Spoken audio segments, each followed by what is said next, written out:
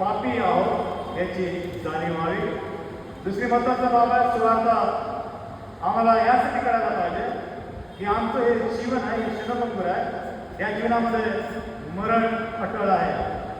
सुवार्ता यासाठी सांगितले पाहिजे की आमचा न्याय हा होणार आहे. आणि चौथी महत्त्वाची बाब त्या ठिकाणी दिलेली आहे की सुवार्ता यासाठी सांगितले पाहिजे की आमचं तारण व्हावं, आमची मुक्तता व्हावी, आमची सुटका व्हावी आणि बंधनातून त्याच्यातून सुटल्या जावं. यासाठी ते तारणासाठी ते सुवार्ता सांगणं गरजेचं आहे. आणि शेवटचा महत्त्वाचा भाग आहे, सुवार्ता यासाठी सांगितले पाहिजे कारण त्या सुवार्तेच्या द्वारे देवामध्ये जी आशा आहे ती आशा आम्हाला प्राप्त व्हावी. मागच्या रविवारी आणि पाहत असताना त्या वचनाकडे पाहत असताना आज आम्हाला जाणीव झाली की सुवार्ता सांगणं किती महत्त्वाचे आहे. परंतु आजचा विषय आहे माझ्या मित्रांनो की सुवार्ता सांगत असताना सुवार्ता जे सांगतात, जे बोलवतात, जे त्या ठिकाणी शुभवृत्तदार त्या ठिकाणी इतरांपर्यंत नेतात, त्या ठिकाणी त्या सुवार्ता सांगणाऱ्या लोकांच्यासाठी माझा विषय आहे. सुवार्ता सांगणाऱ्यांचे सौंदर्य आणि त्याचा आशीर्वाद. सुवार्ता सांगणाऱ्यांचे सौंदर्य आणि त्याचे आशीर्वाद. आणि या ठिकाणी जे आम्ही वचन वाचलं की जो सुवार्ता सांगतो, शांतीची घोषणा करतो, शुभवृत्त विदित करतो, तारण जाहीर करतो, तुझा देव राज्याकरिता असे सिंहनाथ म्हणतो, त्याचे पाय पर्वतावर नेताना किती मनोरम दिसतात.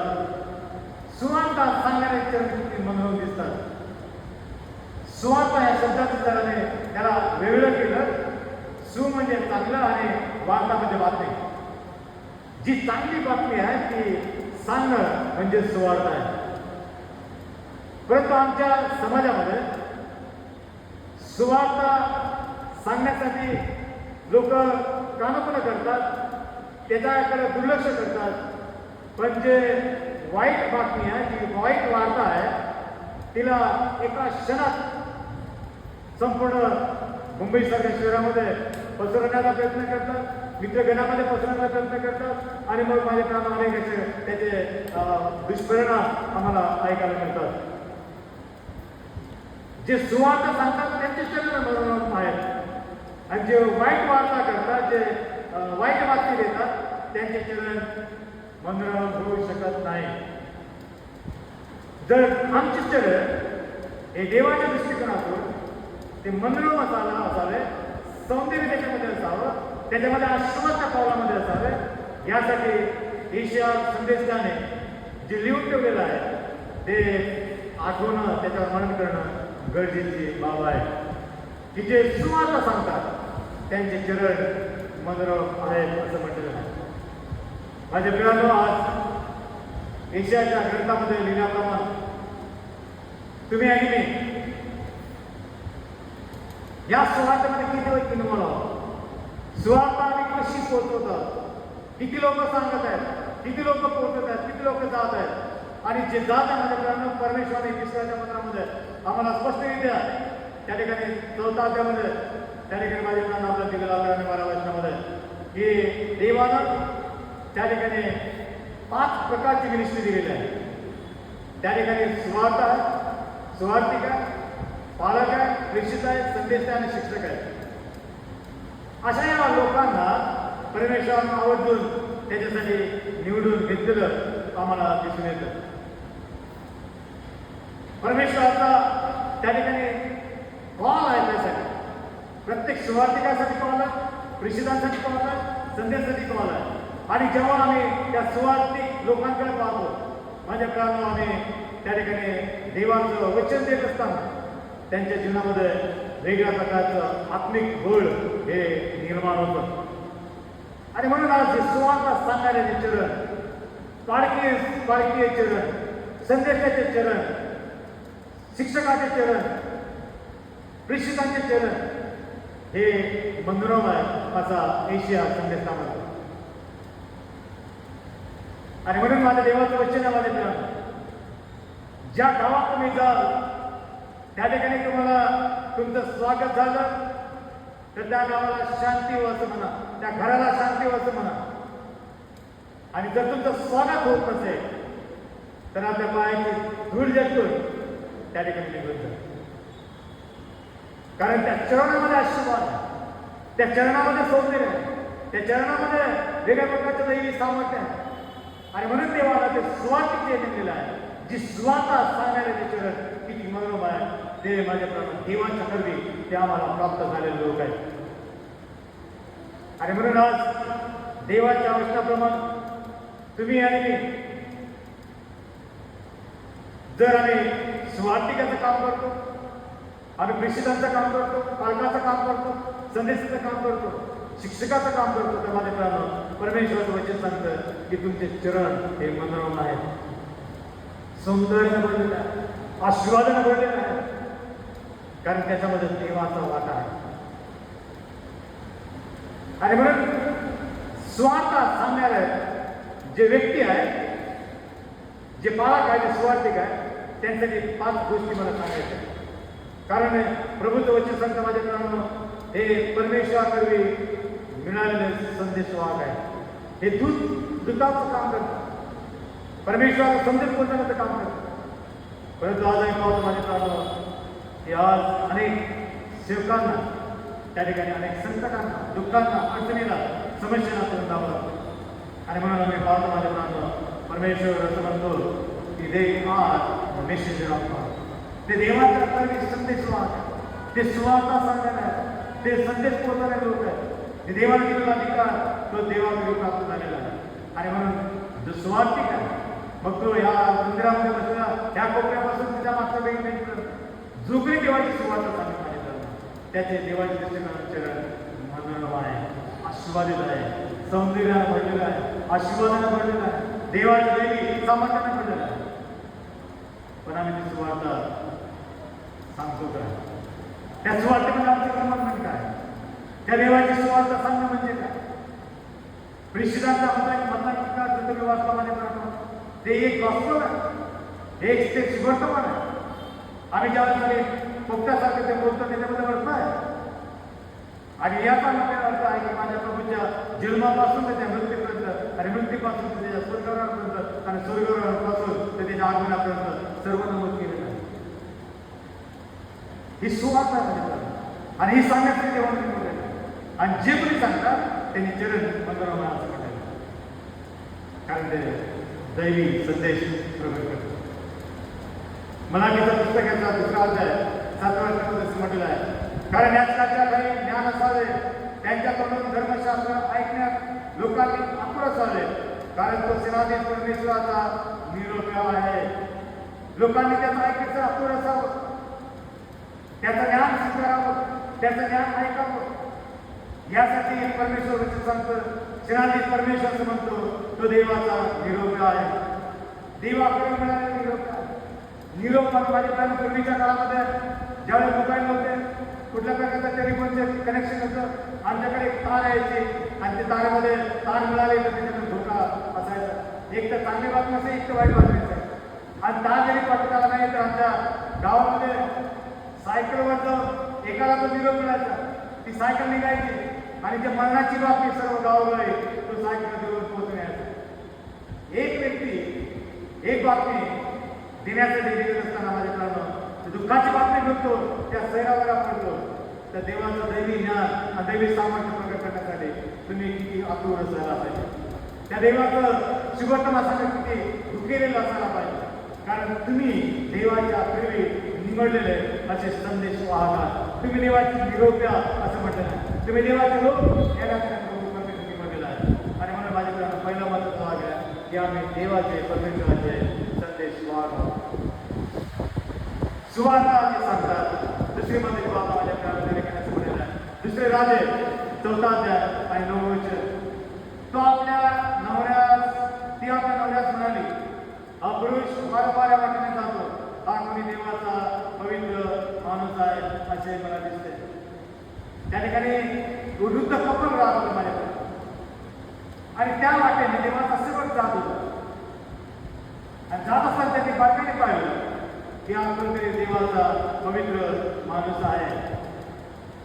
त्याचे पवित्र पावलं त्यांनी पाहिलं, त्याच्या कार्याकडे त्याने पाहिलं, नेहमी येणं जाणं त्याचं असतं हे त्यांनी पाहिलं आणि त्याने आवर्जून म्हटलं, हा पण एक पवित्र माणूस आम्हाला वाटतो. आणि म्हणून त्या युद्ध कपलने आपल्या घरामध्ये त्यांना मेळ दिला, आसरा दिला आणि त्या ठिकाणी त्यांचं वास्तव्य त्या देवाच्या सेवकांच्या घरामध्ये होतं.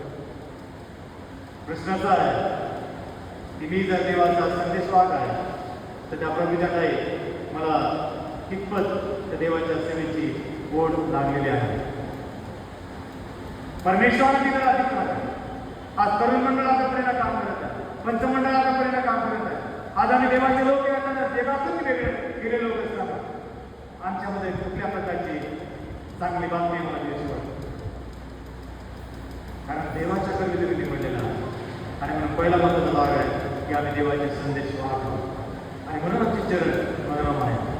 दुसरी महत्वाची बाब दिलेली आहे की आम्ही सुवार्ता सांगतो, बाकी सेवा करतो किंवा देवाचं सेवा कार्य करतो. तर माझे प्राण परमेश्वर वचन सांगतात की आम्ही जगातल्या सर्वात सुंदर असे लोक देवानं निर्माण केलेले लोक आहोत, जगापासून वेगळे केलेले लोक आहोत. देवानं तुमच्या हातामध्ये वेगळ्या प्रकारचे अधिकार दिला, सत्ता दिलेला. We are separate from the world. God has chosen us. देवानं आम्हाला निवडलेलं आहे आणि म्हणून आपल्यामध्ये त्या देवाचं रूप आमच्या निर्माण होणं गरजेचं आहे. आणि म्हणून माझा प्रभू असं म्हणतो जी चित्तवृत्ती येशूच्या देवाची ती चित्तवृत्ती धारण करा. प्रभूचा स्वभाव, प्रभूचं जीवन, प्रभूचा नेचर हे आमच्या जीवनामध्ये उतरलं पाहिजे. देवाचं सौंदर्य जेव्हा उतरतं जेव्हा आम्ही देवाच्या आज्ञेचं पालन करतो, जेव्हा आम्ही त्या आज्ञेला आधी जीवनामध्ये त्याचा अंमल आणतो आणि शिकवतो माणसं देवाची सेवा करतो, तेव्हा ॲक्टिव्हिटी कुठला मेकअप लावण्याची गरज नाही, कुठल्या ब्युटी पार्लर जाण्याची गरज नाही, कुठल्या प्रकारच्या सवयीकडे जाऊन काहीतरी ते काय करतात ते पांढरं लावतात ते लावण्याची गरज नाही. पण देवामध्ये जर आम्ही प्रभूच्या मध्ये जर निवडलेले लोक पाहिजे तर दैवी रूप, दैवी सामर्थ्य, दैवी सौंदर्य प्रभू तुम्हाला देणारा परमेश्वर. सुवार्ता सांगण्याचे पाय किती मनोरम असतात. आज मी अनेक लोक मला लाभ वाटतं माझ्या प्राणात की माझे पाय मनोरम आहे असं त्या देवाच्या. मी कधी माझ्या पायाकडे पाहिलं नाही, पण जेव्हा या वचनाकडे पाहतो देवाचं वचन सांगते की ते सुवार्ता सांगतात, शुभवृत्त धारण करतात, शुभमार्ग धारण करतात, त्या ठिकाणी पालखी सेवा करतात, प्रेषित म्हणून जगतात, त्यांचे पाय मनोरम आहे. आज तुमच्या पायाला माझ्या प्रभू आशीर्वाद केला आहे. माझा प्रभू जिकडे तुझं असं तिकडे तेव्हा परमेश्वर जातो, जिकडे तुझं असं तिकडे ज्या हाताची तिथं तुला बरकत मिळेल, अनुवादामध्ये तुझी टोपली आशीर्वादित होईल, तुझी परात आशीर्वादित होईल, तुझे लेकरं आशीर्वादित होते, तुझी शेतीमाळी आशीर्वादित होईल. ज्या देवाच्या सेवा करतो त्या देवामध्ये आम्हाला प्रभूनं सर्व क्षेत्रामध्ये सौंदर्य दिलेलं आहे. शेतीमाळीमध्ये, लेकरबाळामध्ये, कुटुंबामध्ये, सर्व समाजामध्ये परमेश्वराचा साथ एक रूपवान आम्हाला बनवलेला आहे. यासाठी की आम्ही देवाचे स्वार्थिक आहोत, देवाचे निवडलेले लोक आहोत. आणि म्हणून परमेश्वराचं वचन लूक 15 त्याचं 7 ते 10 वर्षामध्ये असं म्हणलेलं, पापी लोकांनी पश्चाताप केला तर त्यांनी स्वर्गातील आनंद प्राप्त केला. पापी लोकांनी त्या ठिकाणी पश्चाताप केला तर त्यांना स्वर्गातील आनंद प्राप्त होतो. हे जे सौंदर्य आम्हाला करतात, आम्ही आमच्या पापांची दोषांची क्षमा देवाला मागितली तर आमच्या जीवनामध्ये माझ्या कारणं वेगळ्या प्रकारचं सौंदर्य परमेश्वर निर्माण करतो, एक वेगळ्या प्रकारचं व्यक्तिमत्व निर्माण करतो. यासाठी की आम्ही ते शिवर्तमान देवाची चित्रमान त्या ठिकाणी करतो. या कवाच्या 5-20 वर्षामध्ये असं म्हणलं आहे, तर पापी माणसाला त्याच्या चुकलेल्या मार्गापासून जो फिरवतो त्याचा जीव मरणापासून वाचते, पापाची नाश वाटते. हे ज्ञान आम्ही जर आमच्या जीवनामध्ये हे शिवर्तमान एखाद्याचं जीवन वाचण्यासाठी तर शिवर्तमानाने घालतो, त्या जीवनामध्ये वेगळ्या प्रकारचं जीवन त्याला मिळावं म्हणून आम्ही शिवर्तमान घालतो. आता प्रभू त्या ठिकाणी हेच केलेला म्हणतो की अस्थिरना मौत करेल का, त्या ठिकाणी म्हणतो प्रभू तुला नव्हत्या म्हणतो माझा देवाचा म्हणतो या अस्थिरना मौत करेल, त्या जिवंत होती. माझा बाबा शक्य का गोष्ट शक्य करतो जेव्हा आमच्याकडे शिवर्तमान येतो, जेव्हा आम्ही ते शिवर्तमान सांगतो, जे आम्ही स्वीकारतो त्याद्वारे आम्हाला नवं जीवन हे प्राप्त होतं, आमच्या पापांची दोषांची क्षमा होते. आणि तिसरी महत्वाची बाब ज्यावेळेस ते शुभवर्तमान सांगतो त्या प्रत्येक व्यक्तीच्या जीवनामध्ये सौंदर्य प्राप्त होतं आणि दैविक आशीर्वाद त्याच्याद्वारा आम्हाला प्राप्त होतो. आणि दुसरं मध्ये आता बघतो जगातील सर्वात आशीर्वादित कोणच आहे तर देवाचं शुभवर्तमान सांगणाऱ्या आशीर्वाद सर्वात श्रीमंत सर्वात आशीर्वादित कोण असते तर देवा सेवा करणार शुभवर्तमान सांगणार सुवार्ता सांगणार. काल मी एकाला फोन केला त्याने सांगितलं की मला सर मी 1978 देवाची सेवा स्वीकारली त्यावेळेस मला 7 रुपये मिळत होते. त्याच्यानंतर त्याने 78 स्वीकारले मी 86 देवाची त्याच संस्थेमध्ये सेवा स्वीकारली मला 300 रुपये मिळत होते. आज त्या त्याच्या कुटुंबाकडे पाहतो जीवनाकडे पाहतो अधिक व्यक्ती श्रीमंत आहे अधिक त्याची शरीर प्रकृती चांगली आहे त्याच्या एक प्रमाणाला आशीर्वाद आहे त्याच्या कुटुंबाला आशीर्वाद आहे त्याच्या घराला आशीर्वाद आहे त्याच्या शेतीमध्ये आशीर्वाद आहे. माझ्या कुटुंबाकडे जीवन आशीर्वाद केलेलं आहे. माझा प्रवचन जगातला सर्वात आशीर्वाद कोण आहे तर आम्ही देवाची सेवा करणार आहोत. तुमच्यासमोर तुम्हाला देखील हात तुमचा वेगवेगळ्या धनाचे लोक पैसेवाले लोक तुमच्यासमोर एवढी धनता त्या प्रभूची प्रभुत्वाचे सांगतो तुम्ही लोक तुम्ही लोक तुम्ही देवाचे वारस दत्तपुत्र झाले देवाचं देव असं वारसदार विश्वास केला तितक्या देवाच्या आम्ही देवावर विश्वास केला. पण जोपर्यंत सुवार्ता ऐकत नाही जोपर्यंत सुवार्ता ऐकून घेत नाही त्या सुवार्तावर विश्वास करत नाही आणि सुवार्ता सांगत नाही तोपर्यंत माझ्या कामाला हे देवाचा आशीर्वाद आम्हाला मिळतो. आणि मला जोपर्यंत म्हणतो मग ते वाटेसाठी धोरणा घेऊ नका अंगठा घेऊ नका वाहन घेऊ नका काठी घेऊ नका कारण काम करण्याचे पुरुष नव्हते ते देवाला काही संधी घेऊ नका ना काठी घेऊ नका अंगठा घेऊ नका माझा बरोबर समजतो काम करायचा प्रश्न होता जे कोणी देवाच्या बरोबर काम करतात परमेश्वराचं पोषण करण्याचं त्याचं पोषण करण्याचं प्रभूला आशीर्वाद करण्याचं तर आमची सुवार्ता सांगण्याची इच्छा असते. ते शुभवर्तमान पोहोचणं आमच्या अंतःकरणामध्ये असतं आणि जे सांगतात त्याने जवळ करतो सुंदर करतो आशीर्वाद शेवटचा महत्त्वाचा भाग आहे चौथा महत्त्वाचा भाग आहे जे शुभवर्तमान करतात परमेश्वराचं म्हणतो त्याचा वंश मी आशीर्वाद त्याचा वंश त्याचं कुटुंब त्याचे लेकरं त्याचा घराणं त्याची खानदान मी आशीर्वाद जे शुभवर्तमान सांगतात जे सेवांना सांगतात जे मानवी सेवा करतात जे संदेश आहेत परमेश्वर म्हणतो त्यांचा वंश मी आशीर्वाद इथे सुद्धा 10 आणि 22 परमेश्वराचा आशीर्वाद समृद्धी देतो आणि तिच्याबरोबर मानवी कष्ट देत नाही. परमेश्वराचा आशीर्वाद समृद्धी देतो तिच्याबरोबर कष्ट देत नाही. जर देवाचा आशीर्वाद असेल तर त्याच्यामध्ये समृद्धी होणं गरजेचं आहे. त्याची भरभराट होणं गरजेचं आहे. मल्टी प्लान होणं गरजेचं आहे. त्याच्यामध्ये कष्ट नसणं प्रभू आशीर्वाद देतो तर कष्ट देतो. जेव्हा इसाकाने आशीर्वाद दिला याकोबाने बघितलं आणि जेव्हा इसाक म्हणला मी आशीर्वाद देतो मी आशीर्वाद देतो माझ्या प्रभूबद्दल बोलतो माझ्या प्रभूबद्दल आहे त्याने म्हटलं परमेश्वर आशीर्वाद समृद्धी देतो तिच्याबरोबर आणि म्हणून आज जीवनामध्ये कष्ट आहे असं वाटतं की ध्यान कमावतो पण आम्हाला आशीर्वाद मिळत नाही. माझ्याकडे सगळं गाडी आहे बंगला आहे सगळं माझ्याकडे जगाचं वैभव माझ्याकडे आहे पण जर माझ्या जीवनात कष्ट आहे तर माझ्या त्याला देवाचा आशीर्वाद बहुमतपैकी समृद्धी असणं, त्याच्यामध्ये प्रगुणार्थ त्याच्यामध्ये शांती मिळणं गरजेचं, त्याच्यामध्ये सुकून मिळणं गरजेचं. कारण त्या देवाच्या नाही आम्हाला परमेश्वराकडे हे आशीर्वाद, त्याचा वंश आशीर्वाद ते देवाचे आशीर्वाद. गिरणाचं पुस्तक 33:22 बघा काय फार सुंदर गिरण्या 33:22. आकाश सैन्याची गती करवत नाही, समुद्राच्या वाऱ्याचा माप करवत नाही, त्याप्रमाणे माझा सेवक दावीद याची संतती व सेवा करणार लेवी याचने गौरवले करेल.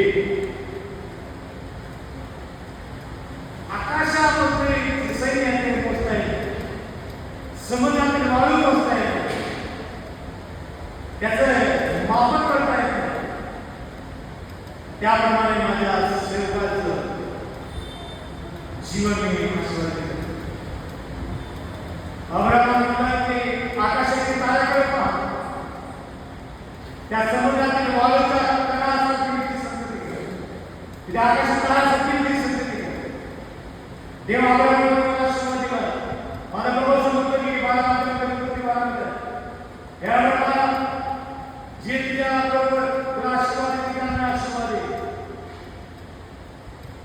जे भविष्य दिले तुझ्या माझ्या प्रभूने दिलेला आशीर्वाद, जे देवाची सेवा करताना परमेश्वराच्या जीवनाच्या अंतापर्यंत त्याच्या वंशाला, त्याच्या जीवनाला, त्याच्या कुटुंबाला, त्याच्या मंडळीला आशीर्वाद करणारा परमेश्वर.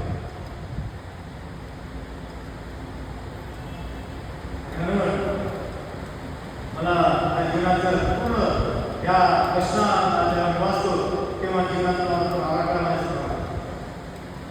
देवाने मला कसा आशीर्वाद दिला. आज मी कल्पना करतो माझ्या की आज आमच्या लेकरं त्या प्रदेशामध्ये शिक्षण घेतलं, ज्याने 300 रुपये सेवा सुरू केली, ज्याने विकत पाहिलं, गेल्या काळात 40 वर्षापासून सेवा केली, घराघरात प्रभूचं नाव दिलं, प्रभूची सुवार्ता सांगितली, मंडळाकडे वेगळ्या प्रकारच्या देवाला मीटिंग घेतल्या. जे काही केलं त्या देवाच्या मध्ये माझ्याबरोबर माझं रूढ मिळून त्याची संतती वाचतो. देवाची आशीर्वाद मला माझ्या एका मित्राने सांगितलं, मला सर काळजी करू नका, तुमची मुलगी याला कष्ट करत आहे, थोडा दिवस मी म्हटलं कसं पण तिचं मास्टर डिग्री झाली, तिला 80-90 लाख रुपये पगार झाला. मी म्हटलं काय म्हणतात, होय 80 ते 90 लाख रुपये पगार तिला मिळेल. मला म्हटलं करू माझी कोणती मिळत नाही, आम्ही कष्ट केलेलं आहे आणि एवढा पैसा किती पाहिला नाही, सेवा करताना कधी आम्हाला समजा नाही, तसं म्हटलं आम्हाला लोभ आला नाही. पण तुझ्या संस्कृतीला केलेल्या त्याच्या संस्कृतीला देणारा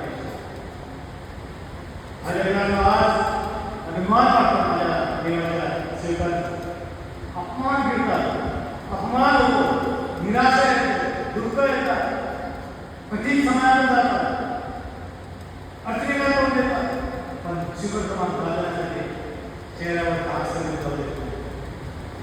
कधी निराशा येते, इतरांसाठी प्रार्थना करतात, पण त्याच्या जीवनात दुःख असतं. परमेश्वर त्या सेवकाला सौंदर्यात भरतो, आस्वादन भरतो आणि त्याची चरण बनवून करतो. त्याची संतती तिकीच लागली मी पाहिली. तर त्याची उपासना पण जनिकाला पोटाची माफ करणार. God bless your generation to generation. तुमचं खानदान परमेश्वर जे शुभवर्तमान सांगतात, जे सुवार्ता सांगतात, जे पालखी सेवा करतात, जे देवाचं लक्ष देतात, मंडळीमध्ये सेवा करतात, जे काही त्याच्यामध्ये काम करतात, देव त्याचं गोड करतात. आणि शेवटचं मत झाला परमेश्वर सांगतो जे सुवार्ता सांगतात त्यांच्याबरोबर सदरी त्यांच्याबरोबर मग त्याच्या स्पष्ट पडलं सुवार्ता सांगणारे लोक प्रभू दिलेला आणि सोयीने म्हटलं पाम युगाच्या समाप्ती करणे तुमच्या बरोबर पाम युगाच्या समाप्तीच्या बरोबर जा समोर सगळंच वाटतं बरोबर त्या शिष्याच्या त्या पिढ्याच्या आपल्याला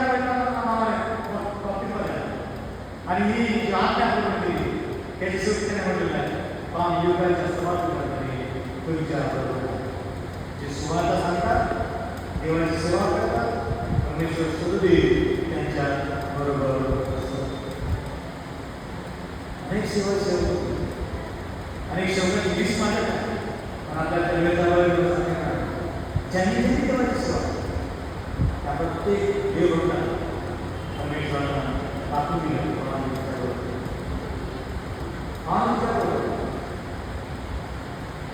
परमेश्वर त्याने तुम्हाला या वचनाच्या दाखवून देत आहे सुवार्ता सांगणाऱ्या आणि सुवार्ता नव्हे चार गोष्टीचे उल्लेख केले जो सुवार्ता सांगतात शांतीची घोषणा करतात शुभ्रत्व विधित करतात कारण जाहीर करतात देवाचं राज्य एक आहे सिंगणा सांगतात आणि पर्वतावर निघणारे जे पाऊल आहे त्याची पाऊल म्हणतात असं देवाचं आज नतमस्तक होते प्रभूला जाते सुवार्ता का सांगावी त्याचं कारण दिले आणि सुवार्ता सांगायला कसा शिवाजी करतो त्याची प्रचिती देवाच्या वचनात आपण पाहतो आणि शेवटचं होते मात्र देशाचं नुसतं भावना आहे आणि आपला आणि मानवाचं कार्यक्रम केलेला निघा निघा त्याचं निघून जा अशुद्ध वस्तूला सुरू नका